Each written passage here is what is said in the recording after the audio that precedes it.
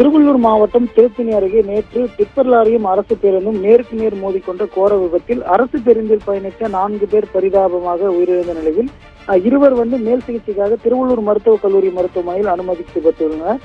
குறிப்பாக இந்த கோர விபத்தில் 30க்கும் மேற்பட்டோர் பல்வேறு காயங்கள் ஏற்பட்டு சிகிச்சை பெற்று வரும் நிலையில் அந்த விபத்தை ஏற்படுத்திய டிப்பர் லாரி உரிமையா அதாவது ஓட்டுநரான பாஸ்கர் என்பவர் காவல்துறையினர் தற்போது கைது செய்துள்ளனர். குறிப்பாக 4 நபர்களை பலி கொண்ட இந்த விபத்தில் டிப்பர் லாரி அதிவேகமாக சென்றதன் காரணமாகவே இந்த விபத்தானது ஏற்பட்டு உயிரிழப்பானது ஏற்பட்டிருக்கும் நிலையில் அதன் சிசிடிவி காட்சிகள் நேற்று வெளியாகி அதிர்ச்சியை ஏற்படுத்தி இருந்த நிலையில் அரசு மருத்துவமனையில் சிகிச்சை பெற்று வரும் நபர்களை பார்த்தோம்னால் அமைச்சர் நாசர் மற்றும் அதே போன்று மாவட்ட ஆட்சியர் பிரதாப் ஆகியோர் நேற்று இரவே நேரில் சந்தித்து அவர்களுக்கு உரிய சிகிச்சை அளிக்க வேண்டும் என்று கூறி ஆறுதல் தெரிவித்துள்ளனர். குறிப்பாக லாரி ஓட்டி வந்த நபரை பிடிக்க மாவட்ட காவல் கண்காணிப்பாளர் சீனிவாச பெருமாளின் உத்தரவின்படி திருவள்ளூர் போலீசார் முடுக்கிவிடப்பட்டு தீவிரமாக தேடி வந்த நிலையில் அந்த லாரி ஓட்டுநரான பாஸ்கரை கைது செய்து தற்போது வழக்கு பதிவு செய்து விசாரணையை மேற்கொண்டு வருகின்றனர்.